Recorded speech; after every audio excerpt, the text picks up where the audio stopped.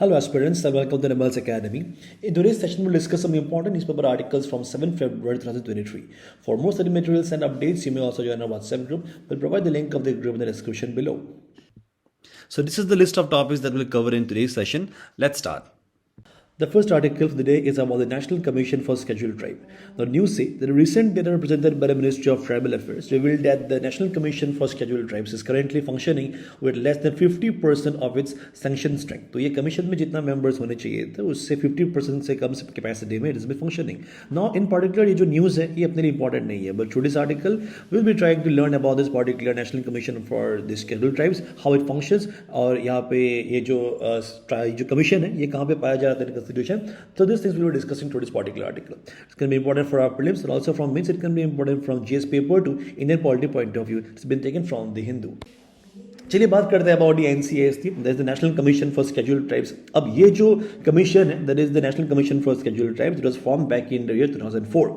अब you should no कि ये जो NCAST है इसे फॉर्म किया गया था by amending an already existing article. ठीक है, तो पहले you should know that there was an article 338. So ये जो 338 है इसे अमेंड किया गया था इन द ईयर 2003, और 2003 में इसे अमेंड किया गया था इंडियन कॉन्स्टिट्यूशन में by the 89th amendment act. ठीक है, तो बिकॉज यहाँ पे देखिए ये जो अमेंडमेंट है, क्योंकि अमेंडमेंट करके यहाँ पे एक नया आर्टिकल डाला गया था. So this became article 338A.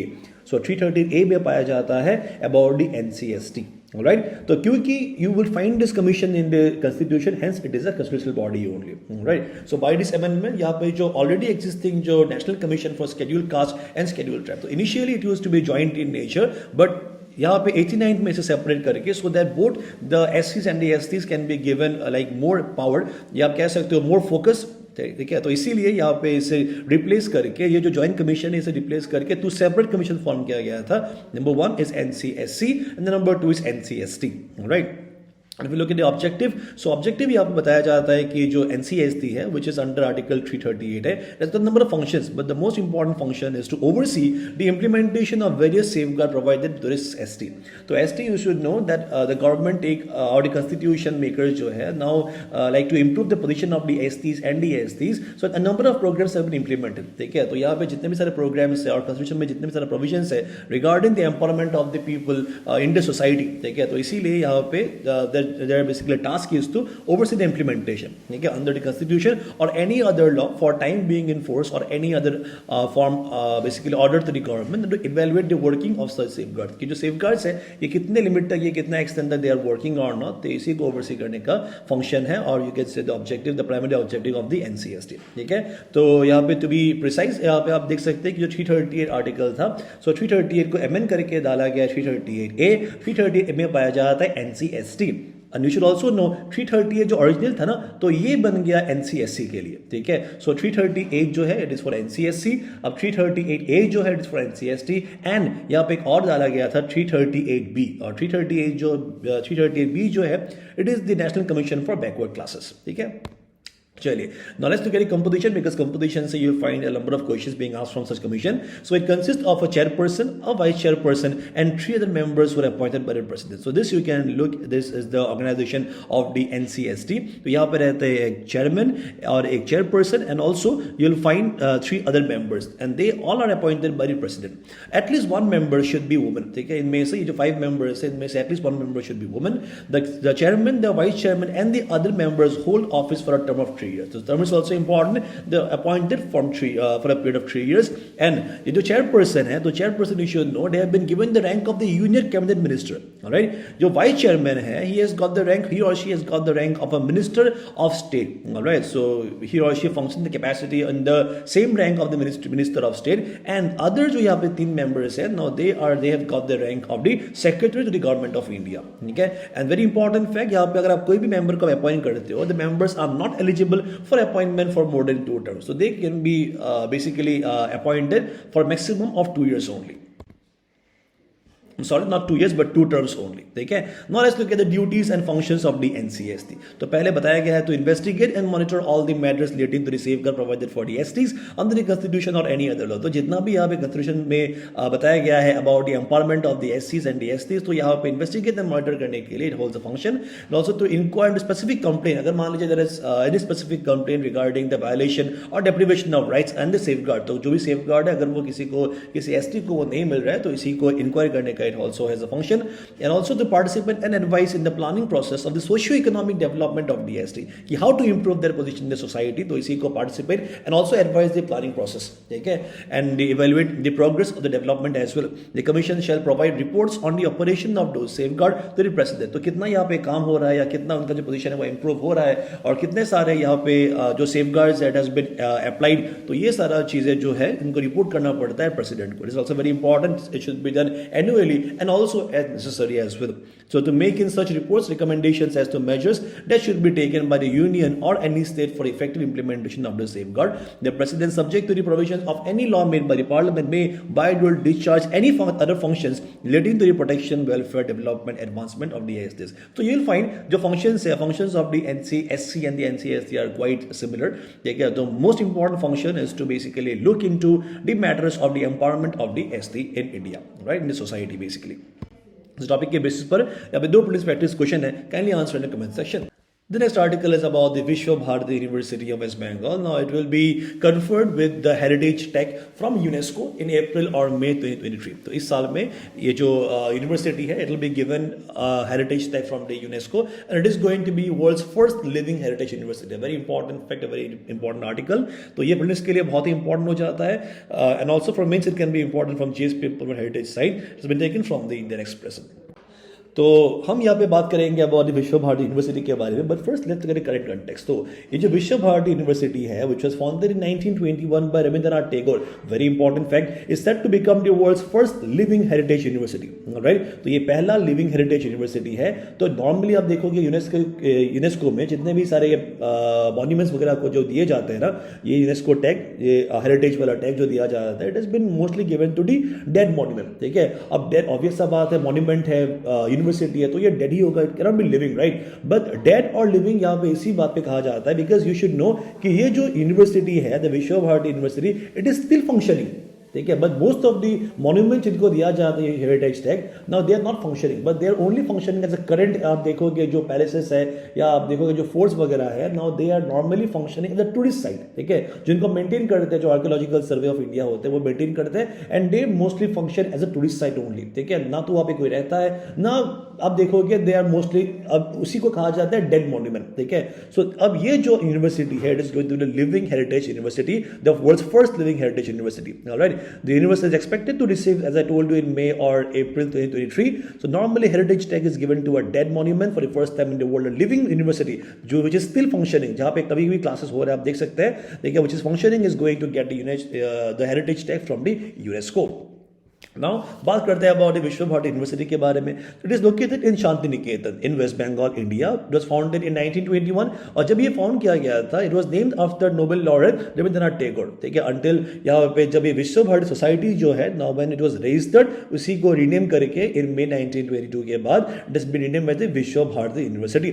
So Rabindranath Tagore, he believed in open air education, as I saw in the picture जहाँ पे क्लास हो रहा था. सो बेसिकली आप देखोगे वहाँ पे काफी क्लासेस होते हैं इन ओपन एयर एजुकेशन में, ठीक है, ओपन एयर में. So and introduce the system at the university which prevails to that. आज भी आप अगर देखोगे यूनिवर्सिटी में द ओपन एयर में क्लासेस होते हैं, right. According to UNESCO in 1922, Visva Bharti was inaugurated as, यहाँ पे जब 1922 में इसे इनॉग्रेट किया गया था, as a centre for culture with exploration with into art, language, humanities, music, and these are reflected in diverse institutes that continue in the educational programs, like including Hindi studies, then Sino-Asian studies, humanities, fine art, and music. This has basically been observed by UNESCO, right? So until independence, it was a college. तो याद रखिएगा, ये जो university है, ये independence के बाद setup हुआ है, because initially it was there, but it used to be functioning as a college, and the institution was given the status of Central University in 1951. देखिए, so 21 में एस्टेब्लिश होता है, और 51 में 30 years के बाद ये बन जाता है university through a central act.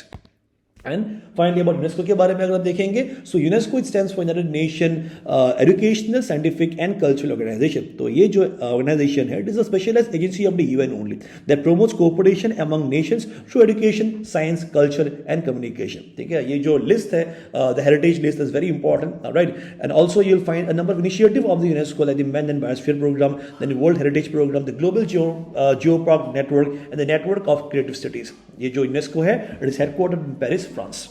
The next article is about the Turkey earthquakes के बारे में. Now it is very devastating news that has been coming recently. ठीक है, जहाँ पे we have heard basically about earthquakes which have taken place in Turkey and Syria, right? So we have already in the news that over 5,000 people have lost their lives. ठीक है, so ये जो devastation है which has been recently caused by which caused in the Turkey region. Now इसी के बारे में हम थोड़ा बात करते हैं because we'll try to learn कि earthquake ये क्यों हुआ in the Turkey region. ठीक है, so recently powerful tremors were felt in Turkey after an earthquake of magnitude 7.8. यहाँ पे रिक्टर का एक मेरिट हुआ है which is quite high, right? So it is the reason why it has caused so much devastation to the properties and so much of lives have been lost in this particular earthquake. So it can be important for our prelims, and the facts about the earthquake can be important for geography from the GS paper on geography point of view. It's been taken from the Indian Express. So basically यहाँ पे हम बात करेंगे about this particular earthquake के बारे में. अब ये जो earthquake है, so it says that recently powerful tremors were felt in Turkey after an earthquake of magnitude 7.8 struck along a well-known fault line called the Anatolia tectonic block. ठीक है, ये जो Anatolia tectonic block है, you should understand that it's a strike slip fault as you can see in this picture, this one, right? तो अब यहाँ पे you should know that यहाँ पे जो earthquake है, it is emerged from a relatively shallow depth. ठीक है, and where strike slip earthquake as I told you. तो देखिए जो शैलो डेप्थ है, इसका मीनिंग मान लीजिए कि यहाँ पे मान लीजिए आपका सरफेस है. ठीक है, तो सरफेस के नीचे बिकॉज ऑफ द फ्रिक्शन यहाँ पे जनरेट होता है एनर्जी. ठीक है, यहाँ पे जो एनर्जी है basically release in all direction, और जिस पॉइंट से एनर्जी रिलीज होता है उसे कहा जाता है फोकस. ठीक है, इसे एपिसेंटर नहीं कहा जाता, याद रखिएगा. Epicentre is the point above the surface. ठीक है, मान लीजिए यहाँ पे फोकस है, तो यहाँ पे जो पॉइंट होगा which will be like perpendicular above on the surface, उसे कहा जाता है एपिसेंटर. ठीक है, तो फोकस यहाँ पे कहा गया है कि it is in a shallow depth. अब एक बात आपको समझना पड़ता है कि नॉर्मली, ठीक है, नॉट ऑलवेज बट जनरली क्या होता है, जब शैलो डेप्थ में अर्थक्वेक कॉज होता है ना, वो काफी डिस्ट्रक्टिव रहता है. क्यों? क्योंकि जो एनर्जी होता है, एनर्जी देखिए वो जितना दूर जाता है ना, energy will be basically it will be reduce, है कि नहीं, it will be transform into different forms, है कि नहीं. लेकिन जैसे ही यहाँ पे आप देखोगे कि शैलो डेप्थ में होता है, तो उस केस में क्या हो जाता है, काफी एनर्जी जो है ये सरफेस में आ जाता है. और इस केस में क्या हो जाता है, सरफेस पे क्योंकि बहुत ज्यादा एनर्जी आ रहा है, तो it will be basically affecting the properties in the life which are placed in this particular surface. I hope you got this point, right? So it is being described as the strongest earthquake that Turkey has experienced in over a century and the worst disaster since 1939. तो देखिए 1939 में भी ऐसा है, Turkey में Turkey had also experienced such kind of an earthquake. ठीक है, तो it was in the Erzincan earthquake. ठीक है, so that had caused extreme damage in the Erzincan plain and the Kalkit river valley. तो ये जो reason है, it is also in the regions of like Turkey only. ठीक है, और इस केस में अगर आप देखोगे यहाँ पे इस बार जो हुआ है, it is in the Anatolia tectonic block, right? और नॉर्मली आप देखोगे जो स्ट्राइक स्लिप फॉल्ट है ना, तो स्ट्राइक स्लिप फॉल्ट जहाँ पे अर्थक्वेक हुआ है, तो यहाँ पे क्या होता है, तो this you should imagine as two tectonic plates, right? तो ये जो टू टेक्टोनिक प्लेट्स है, नाउ दे मूव. अब देखिए नॉर्मली क्या होता है, नॉर्मल फॉल्ट में एक फॉल्ट आप देखोगे यहाँ पे जो ये ब्लॉक है, now the block will be moving down. और ट्रस्ट में क्या होता है, अ फॉल्ट, ये जो ब्लॉक है, it will be moving up, and this you can see the fault. ठीक है, अलोंग द फॉल्ट जब नीचे आ जाता है इसे नॉर्मल कहा जाता है. अलोंग द फॉल्ट जब एक ब्लॉक ऊपर चला जाता है इसे कहा जाता है ट्रस्ट. लेकिन इस केस में अगर आप देखोगे, if you assume this two like blocks as the block of the block of the tectonic plates, then you should understand that in a strike slip earthquake, two tectonic plates, they move horizontally past each other. Okay, they are moving past each other, not up not down, but past each other, whereas in the regular earthquake the movement is vertical. तो यहाँ पे आप देख सकते हैं vertical movement both in normal and the truss, but in this case the movement is slip past each other. And अगर हम बात करेंगे कि यहाँ पे Turkey why it is so much prone to the earthquake, because as I told 1939 के बारे में, नाउ अबाउट 2023 के बारे में. So it in the eastern Mediterranean region, तो मेडिटेरियन इज द सी, तो Turkey you should know geographically it lies in the eastern part of Mediterranean sea. So in the region comprising Turkey, Syria and Jordan, तो ये दोनों में this particular earthquake has strike. देखिए the tectonics are dominated by complex interaction between African, Arabian and Eurasian tectonic plate. तो you should understand कि जो अर्थ है, अर्थ का जो क्रस्ट है ना, so crust is actually divided और fragmented in the number of plates. ठीक है, जिनको कहा जाता है they are known as the tectonic plates and this tectonic plates always in motion, ठीक है। तो मान लीजिए जो मोशन है, कभी they would be converging against each other, they would be diverging from each other and sometimes they would be like as I told you that can be moving past each other as well, ठीक है। तो इसमें क्या हो जाता है, ये जो अर्थ है, जैसे कि मैंने बताया कि द टेक्टोनिक प्लेट्स यहाँ पे पाया जाता है earth crust, so there are certain plates जो है व्हिच आर मेजर, जो कि साइज में बड़े रहते हैं, and there are some minor plates as well. तो this African plate you should know and the Eurasian plate जो है ना, African and Eurasian there are major plate and Arabian plate जो आ जाता है बीच में, it is a minor plate, ठीक है। So because of the interaction between the African, Arabian and the Eurasian tectonic plate, माना जाता है कि टर्की जो रीजन है ना, it is seismically quite active, you can say, ठीक है। तो यहाँ पे बहुत सारा आपको एक्टिविटीज पाया जाता है because of the interaction of this plates and also the Anatolian tectonic block की वजह से, ठीक है। सो टर्की जो है, टर्की यू शुड अंडरस्टैंड कि it sits on the Anatolian tectonic plate, ठीक है। तो यहाँ पे ये जो एनाटोलियन प्लेट है, तो इसके ऊपर पाया जाता है Turkey which borders two major fault। और ये जो two major fault है, you can look at this, तो ये हो गया एक major fault और ये नीचे हो गया एक major fault, ठीक है। अब ऊपर में जो ये major fault है, it is known as the not Anatolian fault, and नीचे जो ये fault है, इसे कहा जाता है is Anatolian fault, ठीक है। अब ये जो faults है, now these faults are also interacting with each other, and this is the reason why यहाँ पे जो seismically इतना prone जगह है, और you can say basically makes Turkey quite prone to earthquake, all right। And Aegean Sea, you should know that it is also lies in the eastern Mediterranean portion only, so under the southern Greece and western Turkey is also a source of seismic activity in the region। तो if you look at the regions, तो यहाँ पे mostly आपको पाया जाता है three kinds of region। तो एक हो गया आपका first region is because of the interaction of the African, Arabian and Eurasian plate। the next बताया जाता है about the Anatolian tectonic plate की वजह से, because it lies in the conjunction of the NAF, there is the North Anatolian fault and also the East Anatolian fault। and third but not the least, यहाँ पे बताया गया about the Aegean Sea plate के बारे में, because it also it is also a source of the seismic activity in the region। and according to one estimate, माना जाता है कि almost 95% of earthquakes land mass जो है ना, तो यहाँ पे यहाँ पे जो टर्की है, तो टर्की का जितना land mass out of it 95% जो है it is prone to earthquake, you get my point। so while about a third of the country is at high risk, okay, because of the given reasons only, including the areas around the major sites of Istanbul and Izmir and the region of East Anatolia, and this is the place where the earthquake recently hit, and also in the regions of Syria।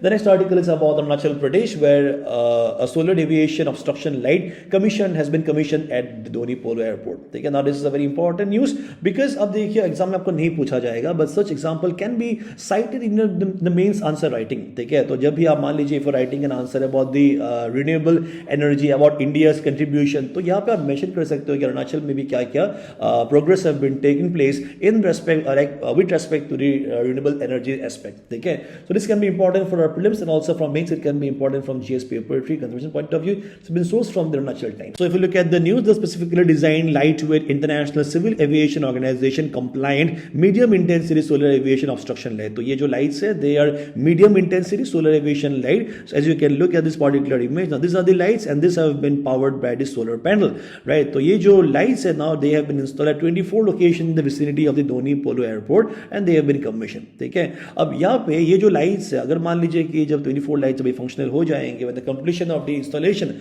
the airport will now be eligible for license for the nighttime operations as well. So usually you'll find in the case of the Donyi Polo Airport, the flights will be landing or will be taking up during the daytime only because of the absence of light, of course. ठीक है, तो मान लीजिए जब यहाँ पे abundant amount of light रहेगा, then the airport or the airport authority will be able to seek permission for flying the aeroplanes in the night time as well. ठीक है, a joint inspection was conducted by the officials of the AAI, that is the Airport Authority of India, along with an official from the power department and the proprietor of the firm. The inspection was successfully completed on Sunday, and this is very interesting. It is the first solar aviation obstruction light project in India which has been installed in Arunachal Pradesh at the Donyi Polo Airport. It's a topic के basis पर please practice question and please answer in the comment section. Now these are the question that I asked in the previous video. Let's look at the answer. So the answer for the question are, तो पहले यहाँ पे पूछा गया था about the international solar alliance के बारे में. Yes, it was launch at the United nation climate change conference in 2015 में लॉन्च किया गया था, जो कि पेरिस में हुआ था. And the alliance includes all the members. No, it does not include all the members, so only one is the correct answer. And OECD के बारे में, it's an intergovernmental organisation with 38 members. Yet is correct, जो कि find किया गया 1961 में. OECD has its headquarter in Paris, France. ये भी सही है. And also India is a founding member. No, India is not a founding member of the OECD. India is still not a member of the OECD. And these are some more questions that to get the answers. So the answers for the questions are, so APPSC formed किया गया था 1st April 1988 में, and Budi Boat festival is celebrated by the Nishi community. So for now, that was all from our side for this session. Thank you so much for joining in. We'll meet the next one. Bye bye and take care.